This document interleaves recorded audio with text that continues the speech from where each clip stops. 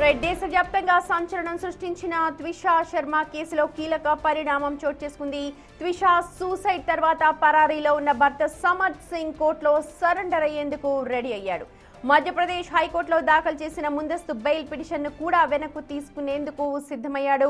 Lower కోర్టులో దాఖలు చేసిన ముందస్తు బెయిల్ పిటిషన్ రిజెక్ట్ అయిన తర్వాత 10 రోజులుగా పరారీలో ఉన్న సమర్థ్ లొంగిపోతానంటూ తన లాయర్ ద్వారా కోర్టుకు తెలియజేసినట్టు సమాచారం.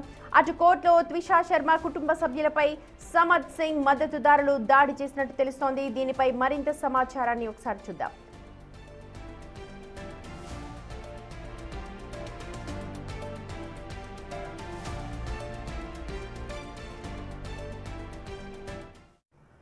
త్విషా శర్మ సంబంధించి అప్డేట్స్ ఏంటో మా ప్రతినిధి శివ మనకు అందజేస్తారు. Over to you Shiva.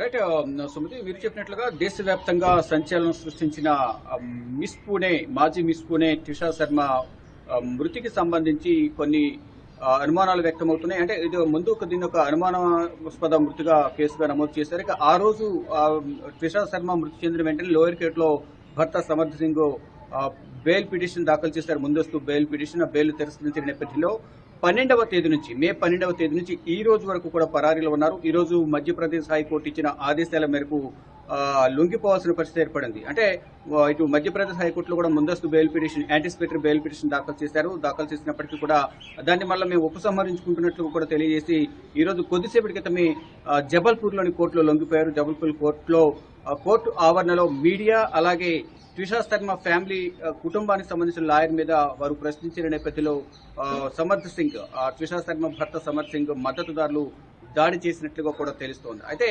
గతంలో చనిపోయిన తర్వాత పోస్ట్ మార్టంలో ఎటువంటి గాయాలు కాలేదు అంటూ కూడా రిపోర్ట్ వచ్చిందంటూ కూడా వారి కుటుంబ సభ్యులు తెలియజేశారు. కానీ అంటే ఒకవైపు త్విషా శర్మ అత్త కన్జ్యూమర్ కోర్టులో లాయర్గా ఉన్నారు గిరిబాలా. ఆవిడ కూడా ఈరోజు గతంలో పిటిషన్ దాఖలు చేసిన నేపథ్యంలో ముందస్తు బెయిల్ లభించింది. కానీ ఇప్పుడు ఆ బెయిల్ను కూడా క్యాన్సిల్ చేయాలంటూ కూడా మధ్యప్రదేశ్ హైకోర్టు నిర్ణయించుకుంది. దానిలో భాగంగా ఆవిడని కూడా అదుపులో తీసుకుని విచారించే అవకాశం ఇది ప్రధానంగా కనిపిస్తుంది. 12వ తేదీన దానికి సంబంధించి సీసీ ఫుటేజ్ కూడా ఇప్పుడు సోషల్ మీడియాలో వైరల్ అవుతుంది. మెట్ల పైన పైకి వెళ్ళడం, తర్వాత చనిపోయినట్లుగా కూడా ప్రకటించడం, దానికి సంబంధించి ముందుగానే ఉన్నట్టుగా సమాచారం అంతోంది. ఈ విధంగా బయటకు ప్రచారం జరుగుతోంది. అది ఎంతవరకు నిజం? ఫుటేజ్ సంబంధించి గతంలో ఫుటేజ్ అనేది 2 days బ్యాక్ ఫుటేజ్ అనేది కూడా చెప్తూ ఉన్నారు. త్విషా శర్మ చనిపోయిన తర్వాత దాదాపు 15 నంబర్లకు ఫోన్ చేసి ఇటు పోస్ట్ మార్టం సంబంధించి కానీ కేసు బయటకు రాకుండా అరెస్ట్ చేయకుండా చేయాలి అనేది ప్రధానంగా ఆల్రెడీ జడ్జిగా ఉన్న కన్జ్యూమర్ కోర్టు జడ్జిగా త్విషా శర్మ అత్తగారు పనిచేస్తూ ఉన్నారు. గిరిబాల వ్యవహరిస్తున్నారు. అప్పటికే 15 నంబర్లకు ఫోన్ చేసి మాట్లాడినట్లుగా కూడా దర్యాప్తులో మొత్తం ఫోన్ నెంబర్స్ అన్ని కూడా బయట పెట్టినట్టు కూడా తెలుస్తోంది.